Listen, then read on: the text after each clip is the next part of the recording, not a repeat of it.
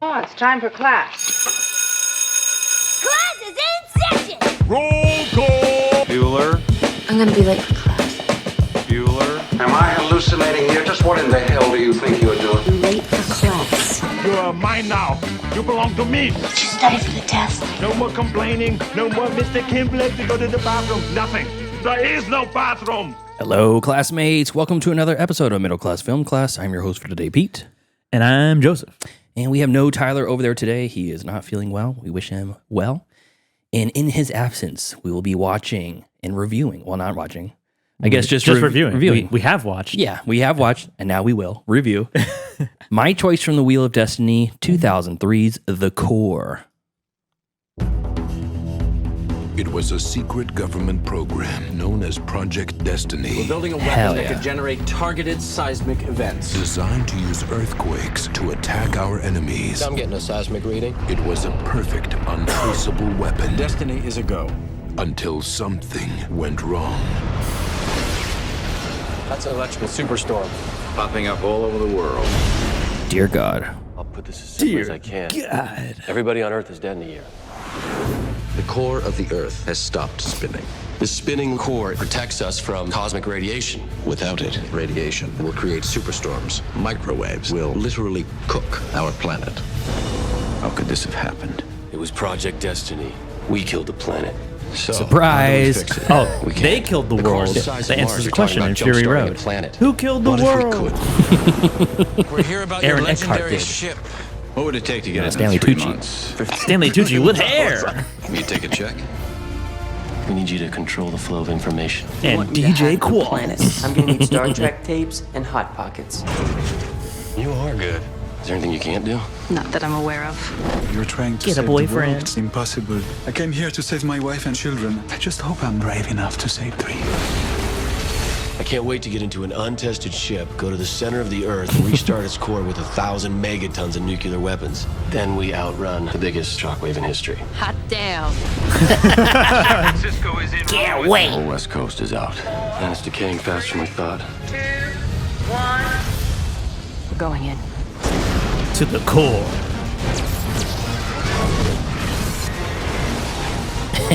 I love this trailer. Whoever goes into the So core intense. is not coming back.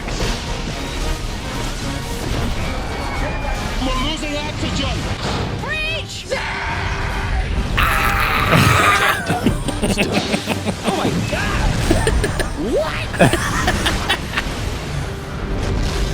You rock Dude, what the fuck?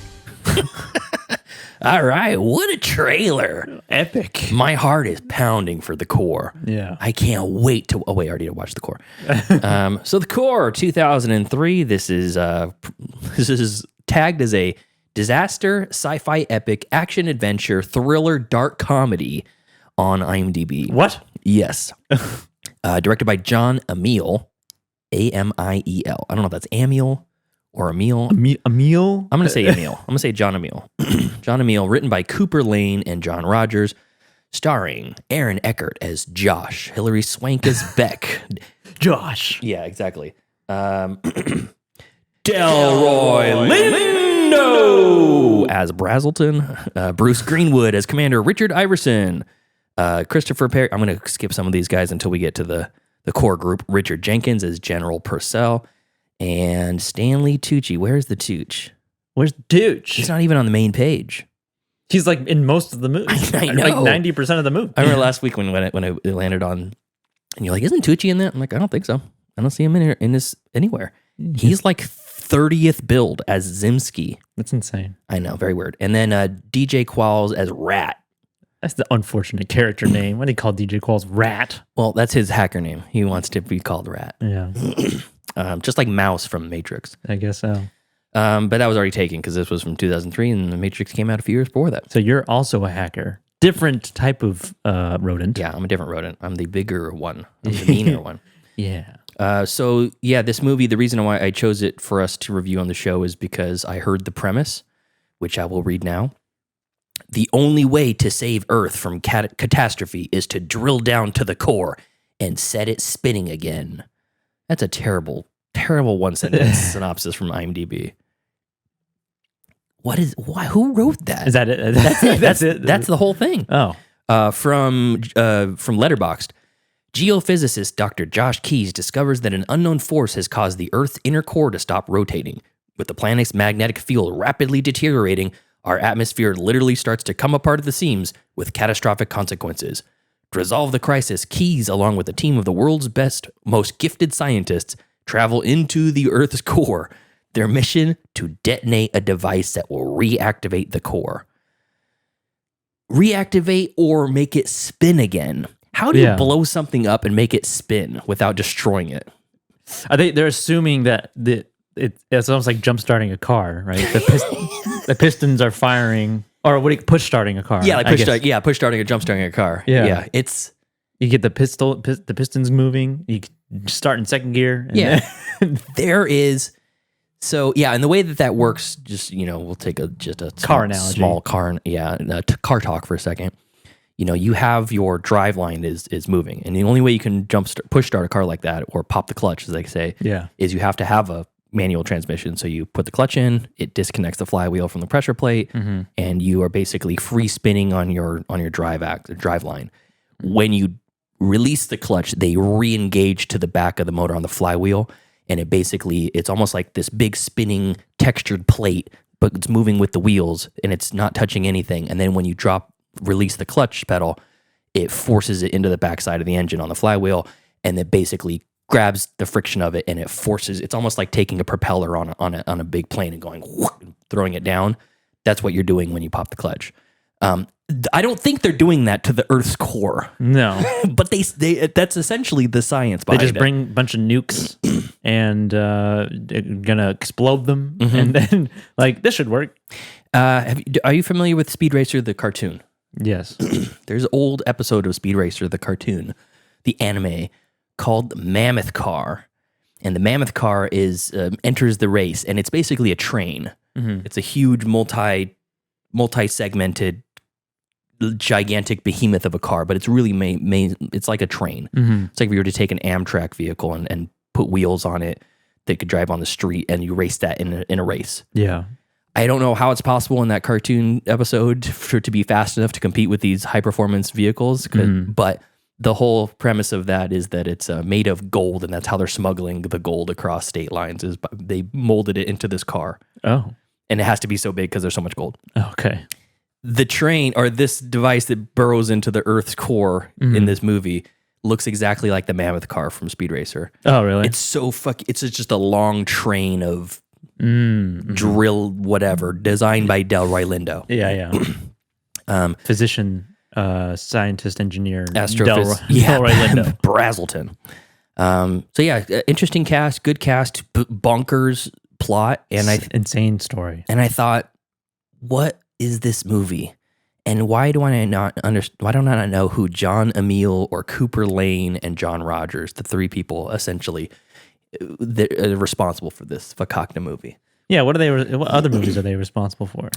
So John Emile, he's credited as a director, writer, and producer. He directed Copycat from 1995, Entrapment with Sean Connery and Catherine Zeta-Jones in 1999, Tune In Tomorrow in 1990. He did 2 episodes of The Walking Dead in 2022.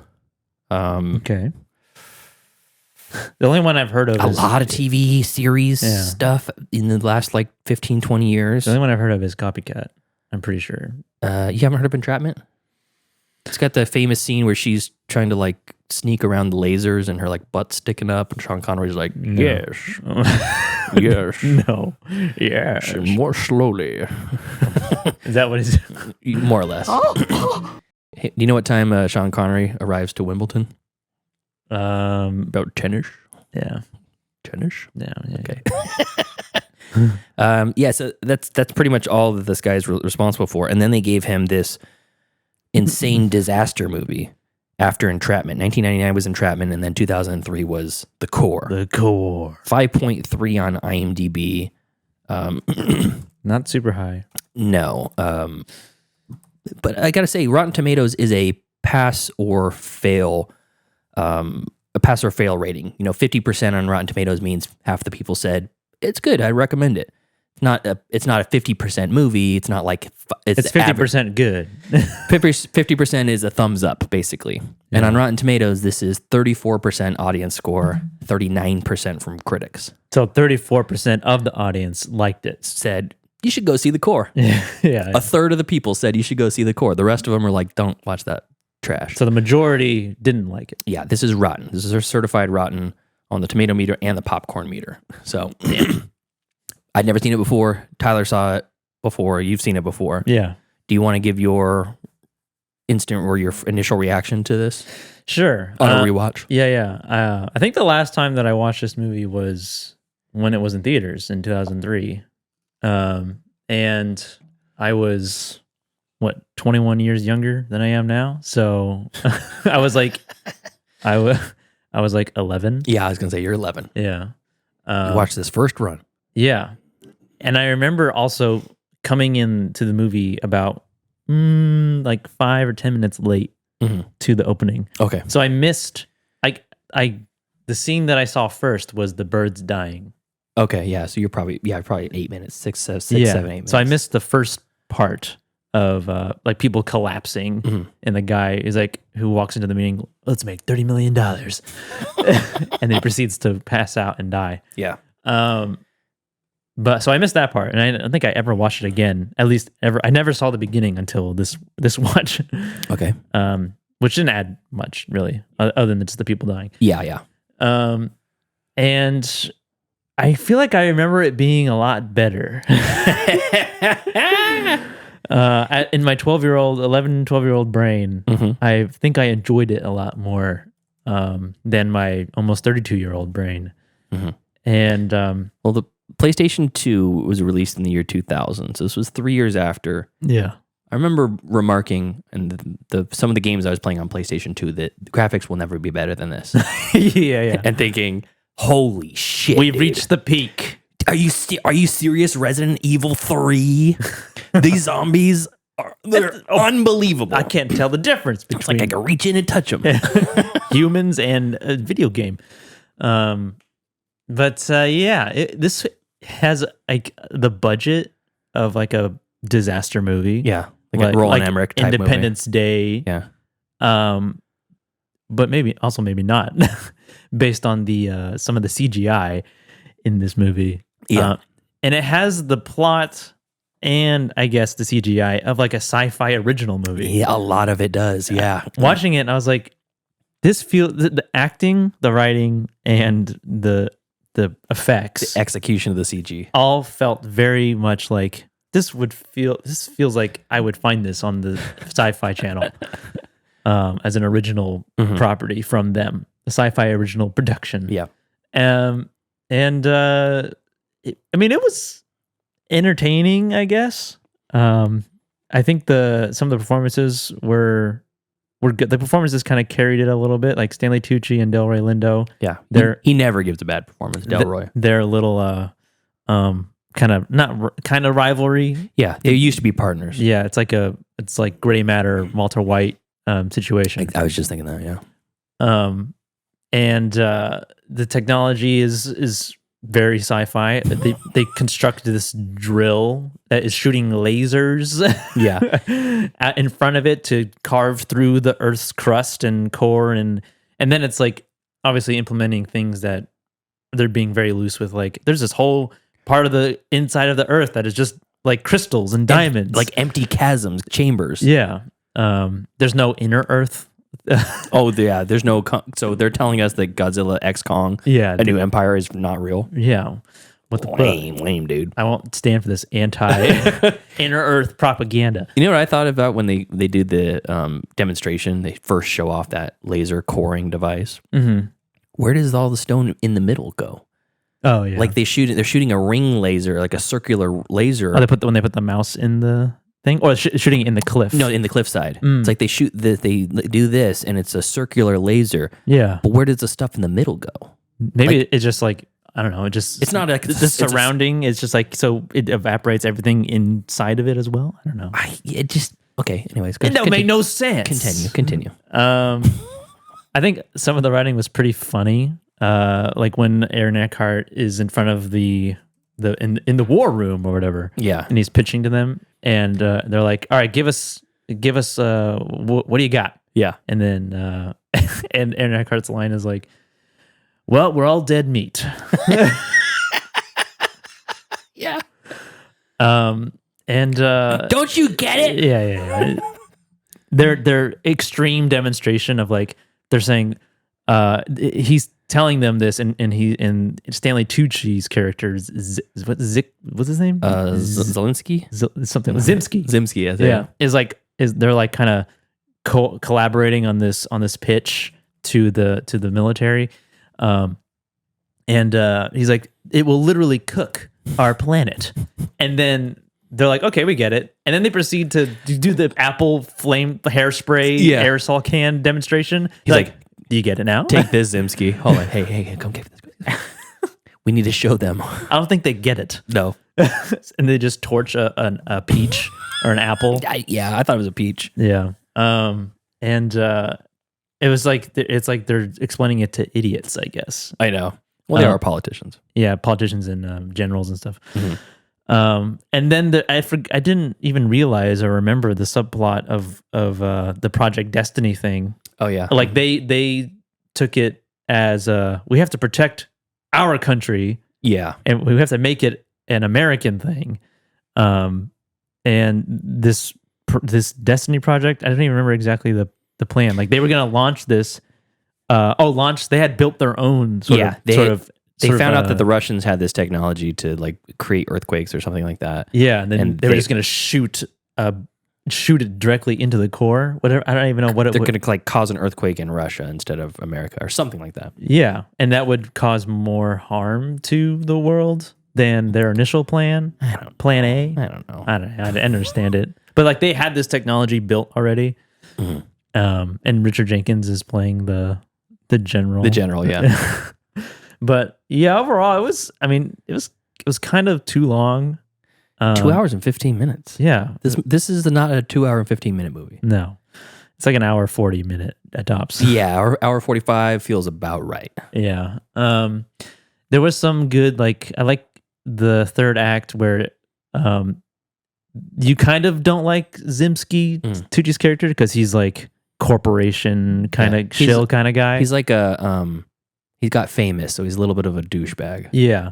But then he gets some humility at the end, and there's some like sacrificing. It only took a couple of times getting punched in the mouth to make it happen. Yeah.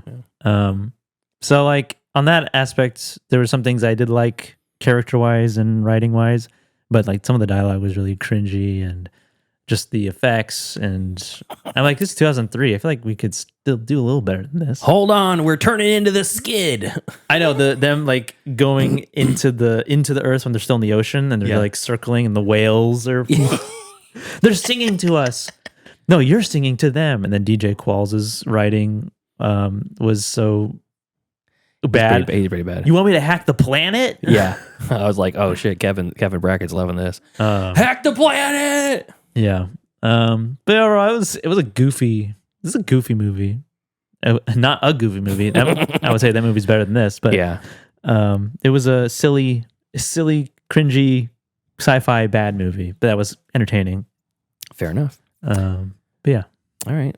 So before we get to my review, we have a review from Tai. Little Tyler. Liler. I mean, I'm your host, Outrageous Tyler. Isn't it Ty Lee? Boy, you sure are outrageous. Tyler, you're outrageous. Yes. We have a review from Tyler, so let me see if I can find it. You have this one? Is it right here? Tyler reads his own Letterboxd reviews. Tyler's review. This is me, myself, and Tyler. All right. Outrageous Tyler writes, on first watch of this film, I really liked it. And he said he watched it back in the day too, right? Yeah, I think so. The idea was fresh and original. Upon second viewing, I still felt the same way. Is this the second viewing? This is the second viewing. Okay. There is laughable scenes and dialogue throughout the whole movie. However, all the ridiculousness works. The chemistry of the actors just feels right. Eckert was the most talented. It was a simple blockbuster of a movie done right. This movie was a total rewatchability for myself. Has a total rewatchability for myself, like The Lighthouse or Indiana Jones, and I was very happy to watch this movie again. I gave this a solid A, 4 stars with a heart. Oh wow! End of report. Did he write? Yes. Did he write 4 stars with a heart? No, it's the grade. Oh, okay. It says I give this a solid A. End of report, and then his grade is ranking on Letterboxd. 4 stars and a light. 4 stars and a heart. Yeah, that's right. Wow. We're not going to give our ratings till the end, but boy, yeah, I was surprising for me. That's a bold. I will say this though. Take. My reaction on this first watch, it is a very fun movie. Yeah. And I can't disagree with a lot of the stuff that, Tyler says in his review, because I feel like I could throw this on at any point. This is like a basic cable classic where you could Yes. see it on Showtime and you just flip it on and you're like, oh, this is the part where they go to the Crystal Cave. Absolutely. It doesn't matter because the whole fucking movie doesn't matter. Yeah, it's a very basic plot once you've seen it once. Not like they spent almost 0 time talking about how it's most likely a one-way trip to the core. Yeah. Just the idea that you could get to the core is preposterous. But the idea that you could get to the core, detonate a thermonuclear device or 10, and then get back, like it took them 2 days to get in there, and they're back in like an hour. I know. How the fuck does that happen? I don't think the story of Interstellar would have happened if it weren't for the core. Yeah, and there's a lot of movies that give that owe a debt of gratitude to the core. What happened to the core? Well, forget about the core? Huh? Yeah. And speaking of actual, I wanted to note, does the Earth's core actually rotate? Oh yeah, I remember we talked about this. Which spawned wasn't that conversation about the core reversing? Oh, the reason why. Well, that's why I brought it up. I brought it up when you were talking about that, but I said, oh, that's probably going to be going the wheel soon. Yeah. So here's the answer. Yes, the Earth's core does rotate, but scientists aren't sure if it spins at the same speed as the planet's outer layer. The inner core is a solid ball of iron and nickel that's about 70% of the size of the moon. It's insane. I know. The fact that it's there. Before the core, I was never ever thinking about the core. I forgot that the Earth had a core. I thought it was liquid hot magma. Yeah. There's a liquid element to it, right? I think that's in the middle level. Oh, okay. Like the outer layer or whatever. The inner core, 2023 study published in Nature magazine found that the inner core's spin follows a 70-year cycle, and that it's been slowing down and moving in a slower speed in relative to the mantle since 2008. Yeah. And the study uses seismic waves, just like in this movie, from earthquakes that have passed through the inner core since 1964 to track its spin, which blows my mind that's even possible to do. Yeah. The research found that the inner core was spinning faster than the planet in the 1970s, but slowed down around 2008 and began moving in reverse in relation between 2008 and 2023. When the core spins slowly, the liquid around it speeds up, which can make the Earth rotate faster and shorten the length of a day. However, these changes are so small that they only amount to 1,000th of a second per day. You wouldn't even notice. Yeah, exactly. So so there is some reality to this fakakta science in this movie. Yeah, the whole it protects us from the radiation, the cosmic radiation and stuff. There's the magnetosphere or whatever. So that part of it I don't think has any reality because this article continues. The inner core's spin could also have a small impact on Earth's magnetic field, but not a very large one. Scientists aren't sure why the core's spin reverses, but some think it could be part of a natural cycle due to that magnetic field. So the magnetic field is actually affecting the core versus the other way around. Right. So if the core's spin doesn't affect that. Yeah, the field is what's causing the core to spin. Yeah. So anyways, back to the actual Hollywood movie. I found myself kind of delighted in this movie while also being laughing at the quality throughout. Yeah. There are scenes that it seems realistic, like the beginning when the birds are dying. Mm. And I'm like, oh shit, they actually crashed a double-decker bus while they had a bunch of pigeons flying through shot. It was all practical. Like, that's a pretty good production aspect there. That's a pretty good bit. Yeah. And then they show the like meteors or whatever it is that are falling down on London or in Rome. Mm-hmm. What was it that was raining down on him when they were showing? Or was it just fire?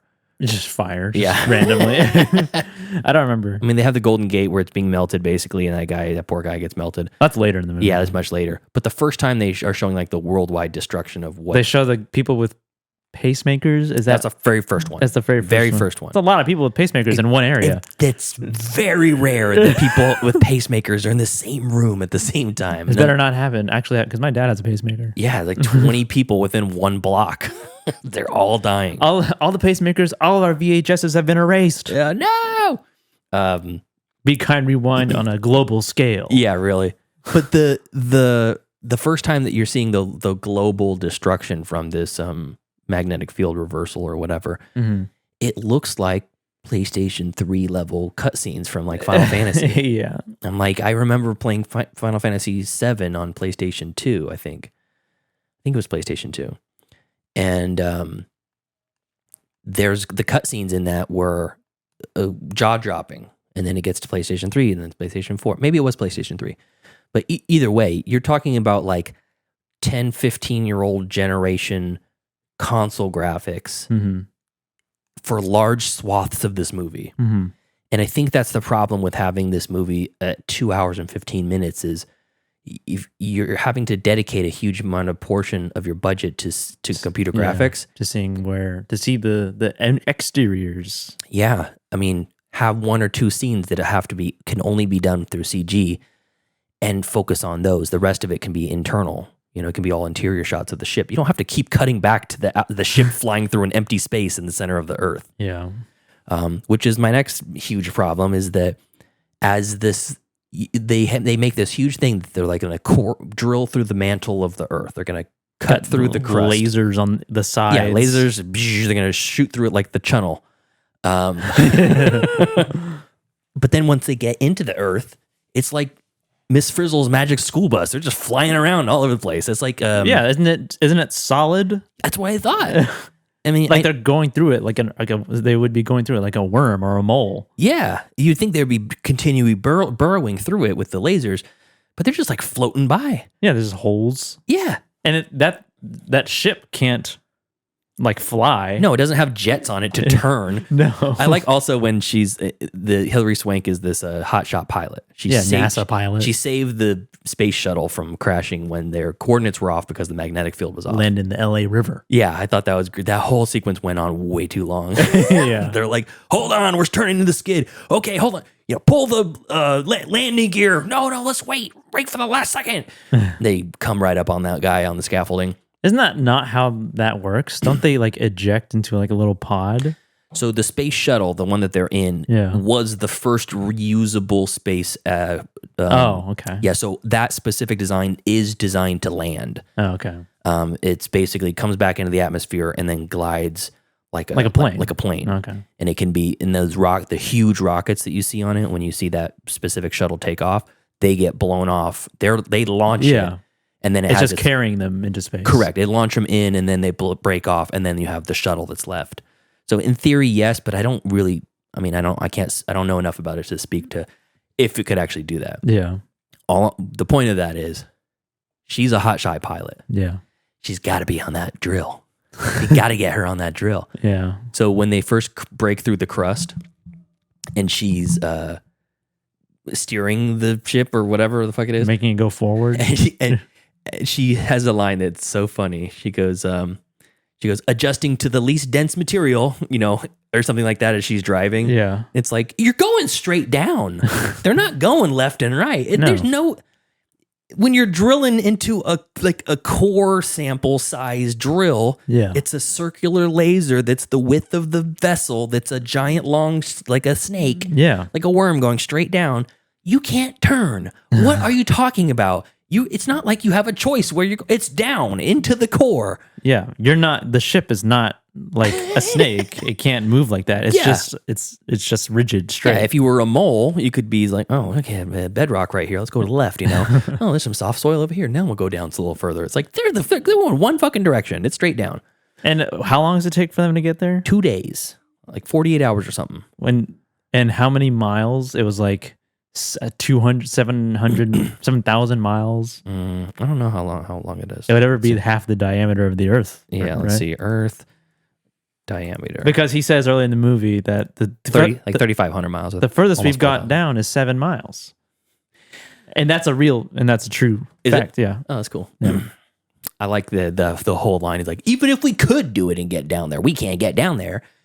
And there's a long pause, and Tucci goes, "Oh God, what if we could though?" I know that this whole thing of like it's impossible, but what if? What if we could? And then Stanley Tucci just unless. Yeah, which then it turned into like a Independence Day level where they go to the crazy scientist out in the desert. Yeah, and look at the technology. It's instead of Brent Spiner, it was Delroy Lindo. Yeah, it's just like we can't do it. But if we could, we could give it a shot. But we can't because of this. It's like they didn't even think about that. They're like, oh, what if we could? Of course. I didn't even think of that. I watched this in 2 segments. I watched the first half, and then I went to go see Strange Darling. Mm-hmm. I finished it the next day when I got home, and sandwiched. You sandwiched the core. And when I picked it back up, right back into the action. Yeah. Tons of fun. This is a very specific type of movie that if you want to hate it, you're going to hate it. If you want to love it, you're going to love it. It's a very specific disaster movie. Yeah, it is. And I think that, I mean, I don't know what, like the timeline amongst other disaster movies, but going from this in 2003 and then later on, like 2012, The Day After Tomorrow, what was that one with The Knowing, the Nicolas Cage one? Oh yeah, Independence Day. Moonfall. Oh, Geostorm. Yeah, it's like later on they honed this very specific because those all feel like way better versions of this movie. Yeah. Day After Tomorrow, maybe about the same. Yeah, maybe about the same. Same quality, maybe. Yeah, but they almost like found what works and got rid of a lot of the other. Like it has to be cheesy. Yeah. You have to accept the fact that we're talking about an asteroid that's going to hit Armageddon, that's going to hit the Earth. Mm-hmm. And how are we going to save it? We're going to send oil rig workers to the asteroid. We're going to send scientists. Yeah, no, we're not. We send guys that didn't graduate high school, have been working on a rig their entire life, to go learn how to drill onto an asteroid. First, learn how to get there. Anyways. And they bring back unobtainium. And Avatar owes a debt. What do you call, what is this material? The material that they build the ship out of that can, like, it gets stronger as it takes more pressure. Mm-hmm. Like, what do you call it? Calling it unobtainium.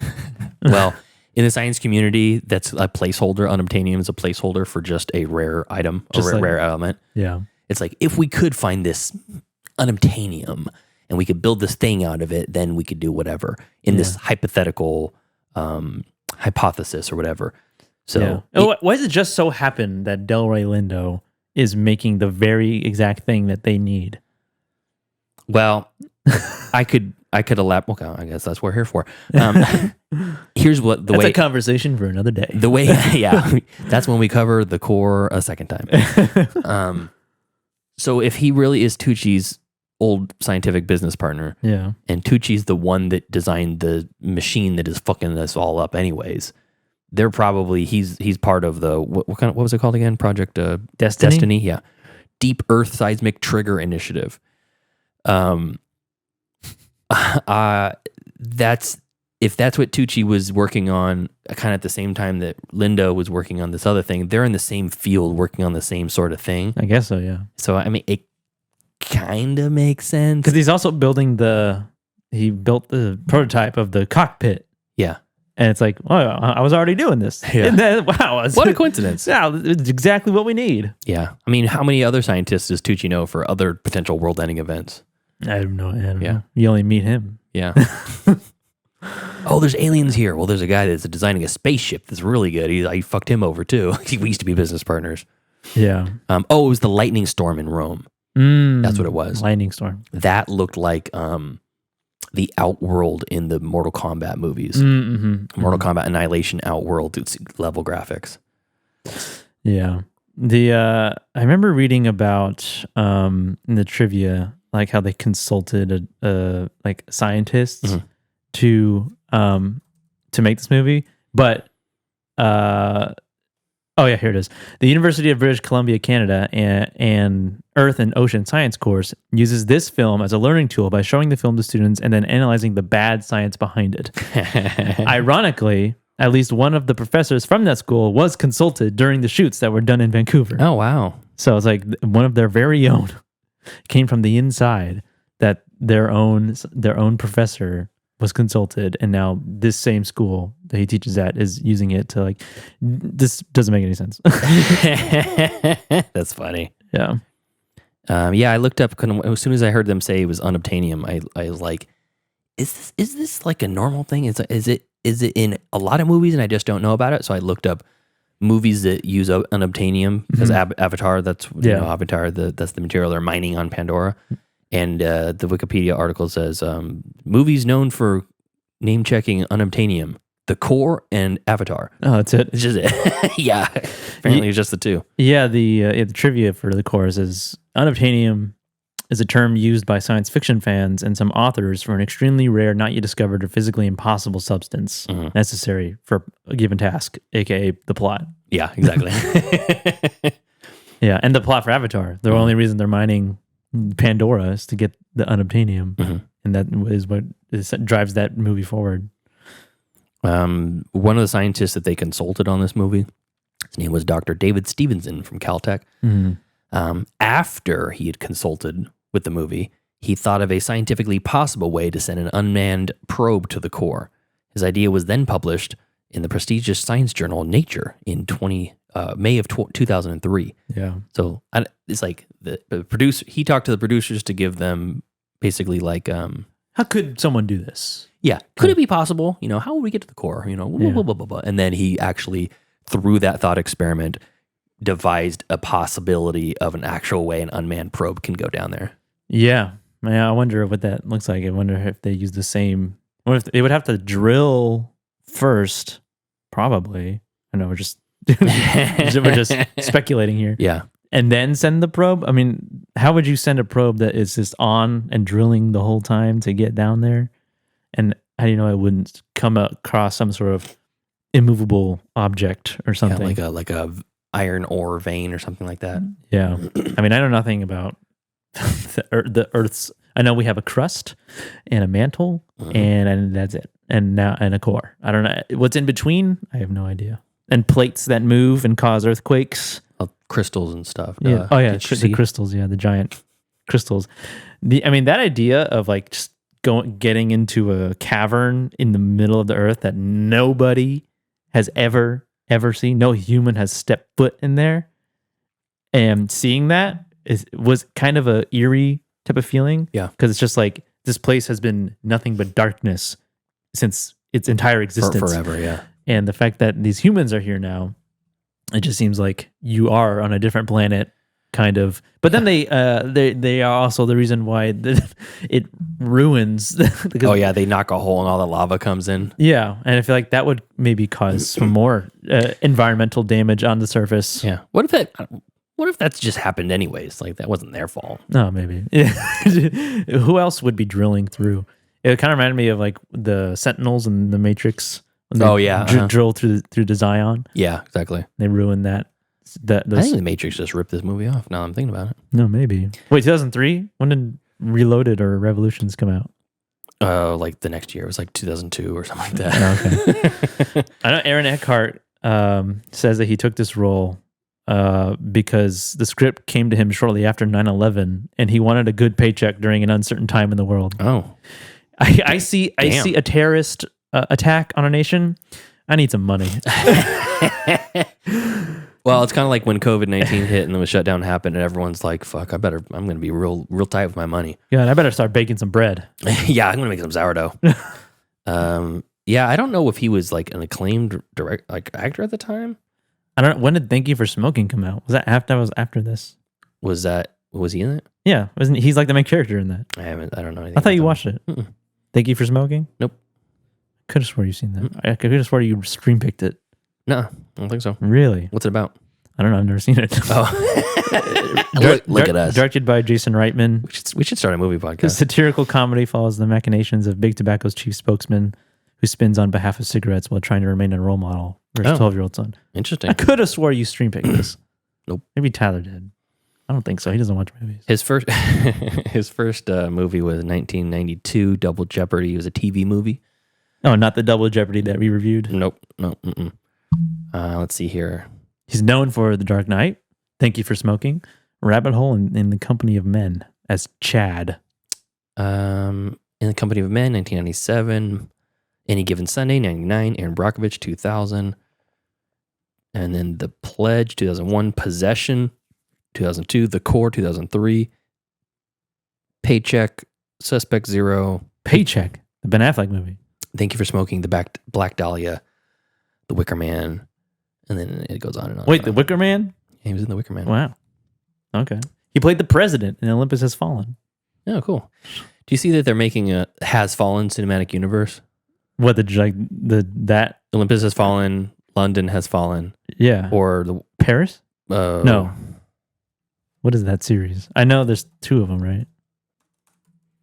I think there's 3. Anton Here it is. Fuqua. Olympus Has Fallen, London Has Fallen, and then Angel Has Fallen. Those movies exist? All 3, yes. Oh, okay. All directed by Fuqua? I don't know. Fuqua did the Olympus. So Angel is the most recent one. That is 2019. And that was directed by Rick Roman Waugh. Oh, Rick Roman Waugh. Yeah. Rick Roman Waugh. Rick Roman Waugh. And London Has Fallen 2016. That was directed by Babak Najifi. Okay, so Fuqua only did the first one. I didn't even know Fuqua was involved in this.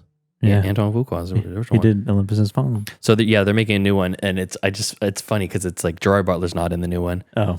And it's just some other people, and I think it's London or Paris Has Fallen or some shit. There's everywhere is fallen. Yeah, and it says on the cover, on the poster, it says from the Has Fallen movie series.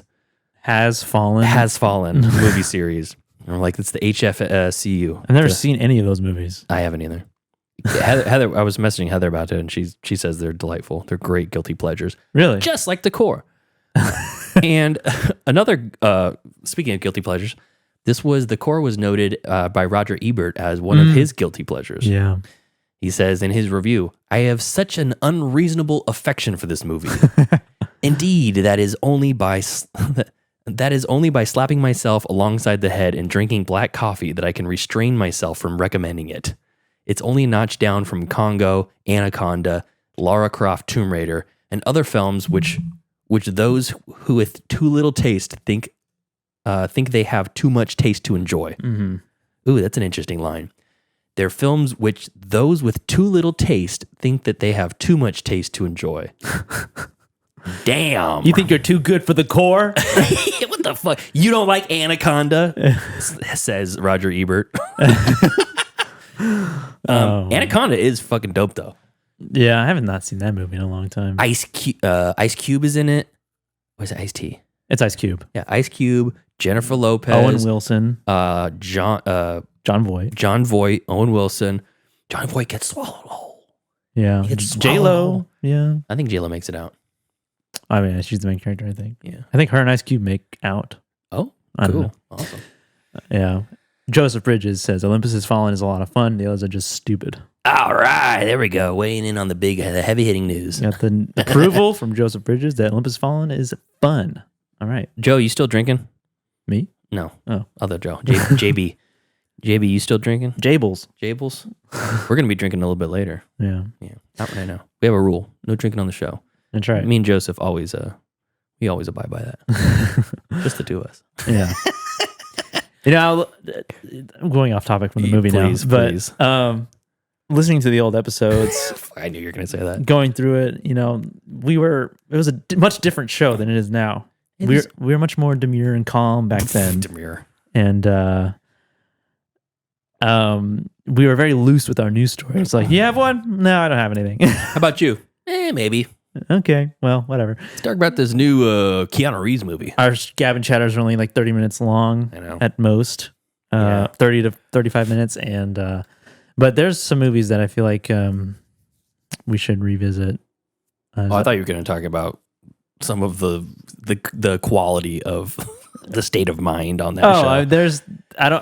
There were some episodes that were rough. Yeah, a little bit. And I used to edit a lot of segments out where I'm like, this is bad. I'd cut 10 minutes out of some of these episodes because I'm like, yeah. It was we'll say no more. But yeah, I think there's one specific movie that whenever it's my turn on the wheel that Oh, really? Yeah. Oh, cool. You're actually going to do a revisit? Yeah, because we didn't do it was a field trip movie. It wasn't one very specific one. The last movie that we saw before the pandemic. I was just going to say I knew that one too, yeah. Because I listened to that recently. Aggravating. Yeah. It's funny because back then I remember some of those episodes I was so frustrated and so pissed off after while recording and then afterwards. I'm like, we're not going to do this anymore if it's like this. But then other people would write into the show and be like, oh, that was great. You guys were so pissed. I loved it. I know. Like, I guess our pain is your entertainment. Yeah. In that situation. All right, we'll dance for you. Yeah. JB says, I was a bit drunk and had to sober up some. I'm playing NCAA college football 24 and lost a game because of my drunkenness. Well, it's all right. It's okay. Can't win them all. Low stakes. Yeah. Unless you get money on the line. Yeah. But yeah, back to the core. Oh yeah, the core. The core. I mean, it's a pretty simplistic plot. It was a little slow in the beginning after the initial disasters happen, and it's like them just talking and meeting the scientist and then doing the training and stuff. I was like, just get inside the earth already. Just get in me. I was curious as to when they stop in the crystal cave and that one little crystal stops them. Oh yeah. And they're having to saw through that crystal when Bruce Greenwood is the first victim. Yeah, he falls into the lava. He dies like Pierce Brosnan's wife does in Dante's Peak. Yeah. Sucks. And it was I know they are wearing those suits, basically astronaut suits, but they just can withstand pressure and heat. But they're just standing in that room full of lava that's almost to their level. I wondered how they how they reignited going in the ship, because they were dropped in the ocean by somebody. That's what gave them their momentum. Yeah. Right. But they're just like a worm on the ground. There's no propulsion. There's no wheels. There's no jets or anything, right? I don't think so. And then they just go through the lava. They're like, yeah, we'll just use gravity. It'd be fine. And then just don't slow down. The construction of the ship is there's a shell on the outside because you can walk in between to get to the inner ship, much like it's designed like the Earth is. There's a core of the ship and a crust that is protecting it from the outside elements that is 9,000 degrees. And they can't even get back into the engine room because it's 5,000 degrees. We got to cool it off. It's waiting for your pizza to cool off and then take it out of the oven. Yeah, we'll just drop some liquid nitrogen on there. Yeah. The liquid nitrogen that's keeping us cool from roasting in this worm cave. DJ Qualls had to eat 54 Hot Pockets in various takes as Rat. Oh my God. He couldn't spit them out as Hot Pockets and Pepsi had paid for the product placement in the film. Oh my God. Qualls has hated this trivia bit calls them sandwiches, but they're definitely not sandwiches. Hot Pockets? Yeah. Actually, let me look this up here. Is Hot Pocket a sandwich? I thought it was a pocket. Is Hot Pocket? Well, that would make an Uncrustable a pocket, right? It's constructed the same. Yes, Hot Pockets are frozen sandwiches that contain meat and cheese in a crust. Interesting. I don't think it's a sandwich. What is a sandwich? Hey Siri, what is a sandwich? You know what? I actually listened to. There's a trivia podcast I listened to called Good Job Brain, and they did the whole episode on food, and one of the segments was sandwiches and what constitutes a sandwich legally. So legally, yeah, because there's different tariffs and taxes on different things that require I see. a legal doctrine to like facilitate what something is. For example, is Wolverine or Cyclops from the X-Men universe, are they humans or are they something else? I mean, the easy go-to answer would be that they're mutants, but like they're mutant humans, right? So that's the question. Is a mutant a human? I guess so. They're just with enhanced abilities. So that's the question, because when you're talking about exporting certain toys, if it's a statue of a figurine of a person, it is taxed at a certain rate. Oh. And if it's a toy of a creature, an alien or a monster or something like that, it's taxed at a different rate for different purposes. There's reasons behind all this stuff, why the laws were made that way. But when one company that's exporting like Marvel, huge, or Mattel, huge amounts of these toys, Yeah. and it's a 2%, 2.5% difference, they're going to argue one way or the other. Right. So the Supreme Court has to step in and decide, or the Department of Weights and Measures or whatever has to step in and decide. Mm-hmm. That's why Converse sneakers, the Chucks, have fuzz on the bottom of the shoe, on the tread. Mm-hmm. You walk on it like one day and it's gone. Yeah. It's technically a slipper. It can be sold as a slipper. Really? Yes, Oh. and it's taxed at a different rate. Huh, interesting. That kind of reminds me of why they call MacBooks, because laptop insinuates that you can put it on your lap. But MacBooks in the past have known to get super hot, too hot to put on your lap.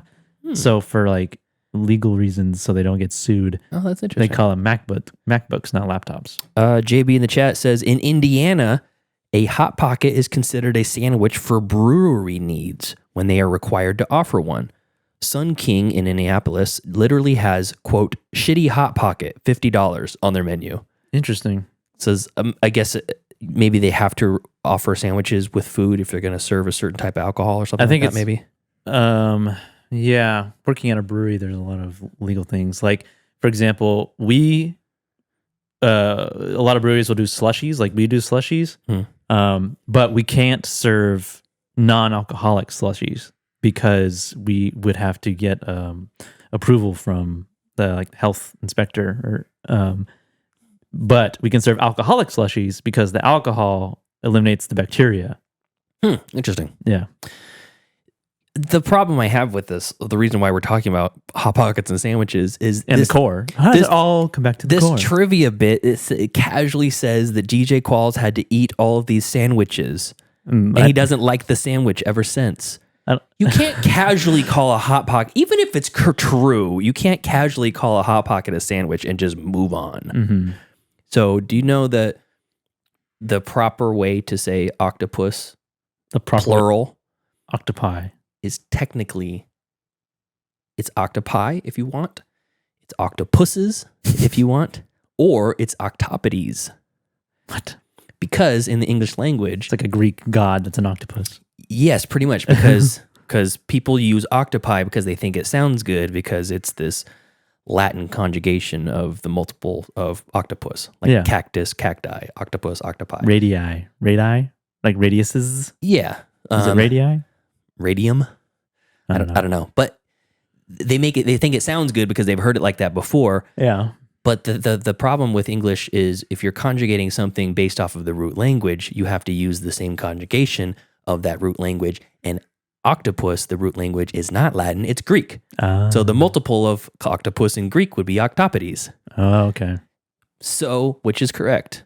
All three are correct. Oh. Because in English, you're also able to use the natural conjugation of English, so octopuses would be correct, the root language conjugation of octopodes, which would also be correct, or octopi, because that's now been generally accepted as the normal vernacular. Oh, for just that word. because. Because it's just been accepted. Okay. So which way is correct? They're all correct. Okay. But don't say octopodes casually in a sentence and expect to just move on to the next thing. Yeah. That's a lot of octopodes. Yeah. Like, what the fuck? Next thing I know, you're going to call Hot Pocket a sandwich. Yeah. But going back to octopus. Okay. Because like moose, right? There's no meese. It's just just moose. moose, yeah. That's a lot of moose. Yeah. Right. Would you say that's a lot of octopus as plural on its own, or would you have to say that's a lot of octopodes? You say octopodes, yeah, or Okay. octopuses or octopi. I don't know what moose and octopus sound like they could be. I agree with used that. as- I don't know. There's actually a rule for that. Why moose is the plural for moose is just moose. But there, we have geese and goose. Yeah, that makes no sense. When is it proper to say fishes? Fishes? Yeah, look at all those fishes. Because it's also standard. It's just look at this bunch of fish. Like a verb, I guess. He fishes. Correct, but if you're looking at a group of fishes, Like a noun. yeah, a group of fishes. When is it proper to use it? Improper? Proper. Oh, when is it proper? Because it's just like look at all that fish. There's a bunch of fish. Look in at there. those fish. Bunch of fish in that tank. I guess when you're talking about different species of fish. Bingo. Bingo. If you were to say, look at all those fishes. There's sardines. Variety of and there's fish. clownfish. There's neon tetras. Yeah. There's anglerfish. Yeah, there's anglerfish in there. There's goldfish. Now, is a shark a fish? It's a skate, I think. It's in the skate family. Skate? Yeah. Like skating? It's spelled the same? Yeah. Oh, no idea. Skates are their own thing, but they're in like the same family. Skates and sharks. Okay. Now, skating. Anything else? The core. About the core that you want to talk about? I like the ridiculous, like when they get to the core and they're the first sacrifice is from the French guy, right? Like the guy who he knows that he's gonna die. Yeah. And he's like, open the door. Mm-hmm. Yeah. And she doesn't do it, and it comes a shitty callback to when she had to.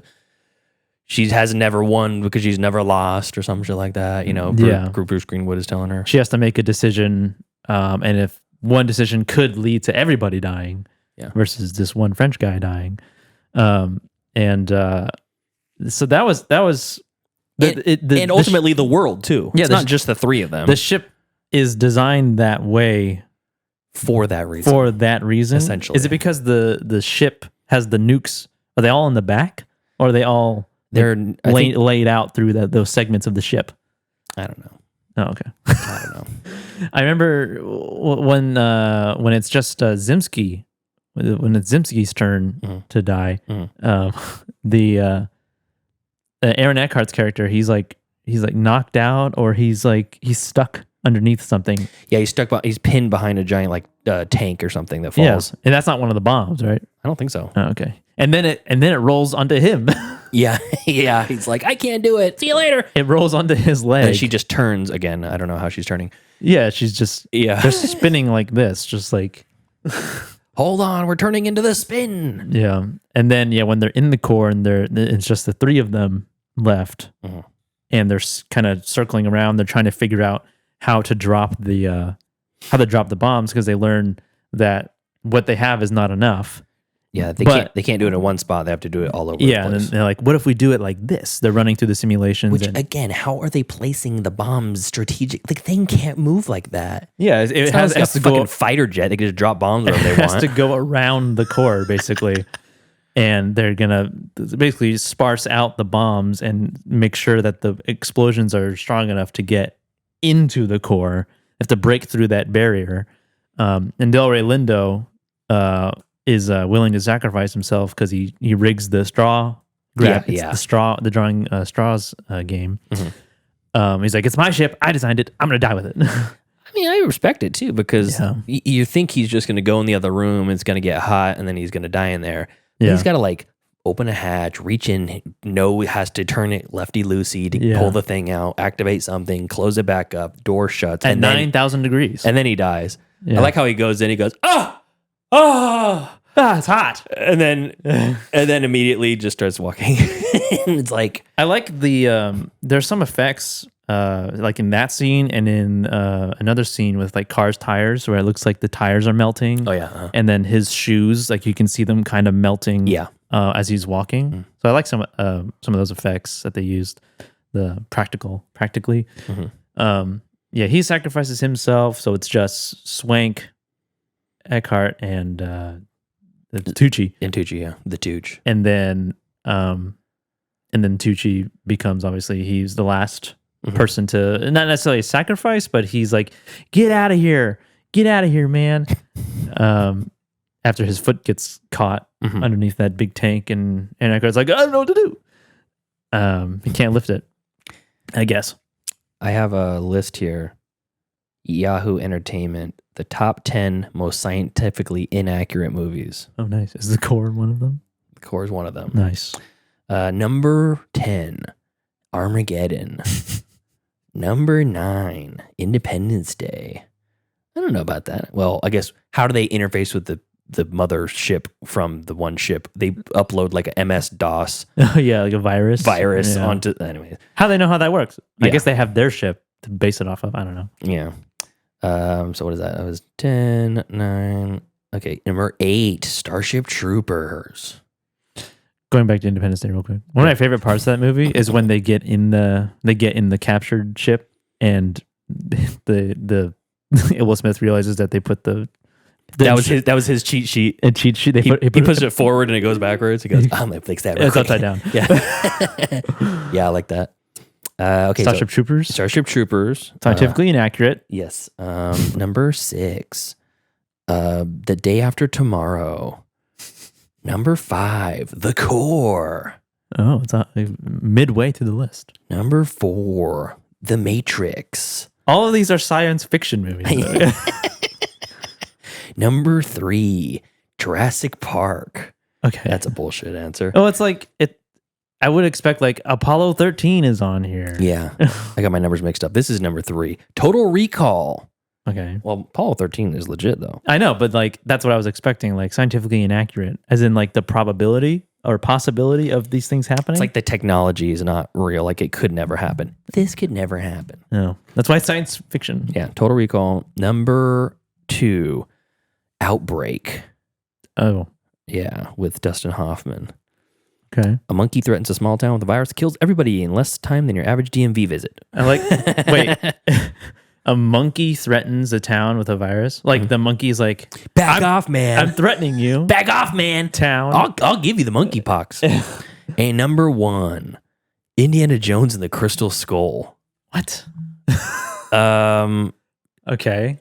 The ancient spherical boulders of fighting off cult members while dangling on a rope bridge. The ants that consume the person alive in a moment's notice. Also, surviving the nuclear blast in a refrigerator. Well, shouldn't the Mummy be on there with that logic? That's a fantasy movie. It's Indiana Jones, not a fantasy movie. It's a historical document. I guess so. All right. Well, I'm all talked out. I'm all cored out. I'm all cored out. Yeah. You want to give it a grade? Sure. So The Core, not as like good, like quality wise of a movie as I remember, but still a fun movie to watch. Yeah. Just maybe a little long. I would say like a B plus. Ooh, B plus. Yeah. B plus. Entertainment value. Yeah. Is there? It's not necessarily like a bad movie, but it's like an entertaining movie that's not that great. Do you think it deserves the 34% Rotten Tomato score? Seems harsh. I think it's a little harsh. Yeah. Just a little bit. So, yeah. This is objectively not a good movie, but it is fun. And I don't think it, like, when it came on, when it landed on the wheel last week, I said, I think it takes itself too seriously, having not seen the movie. Now that I've seen it, I really don't think it does. Yeah. I think it's played pretty cheesy. That thought went through my head watching it. I was like, maybe these performers are giving it a little too much dramatization. Yeah. I mean, there's like the effects of what's going to happen is played up very profoundly. Yeah. I liked that, like I like the effect of seeing the ozone rip open and the like sunbeam come through. Oh yeah, like the finger of God just crushing like a the super Golden Gate laser. Bridge. Yeah, I thought that was kind of cool. But like all the stuff of them flying through the center of the fucking, it was Magic School Bus level shit. You know, I was like, what is this? They're really goofing off here. Yeah. So love Delroy Lindo. I'd probably give it a C plus. Oh, okay. Yeah. Like if I on Letterboxd, this is 3 stars with a heart, a 3-star banger, as they say on Cinematics. Yeah. For this type of movie, if you're getting into this shitty early 2000s disaster, end of the world movie, it's junk that you know you're getting junk. So, Yeah. All right, so that's the core. Let's move on to the wheel. One wheel, 8 slots, 3 hosts. This is the Wheel of Destiny.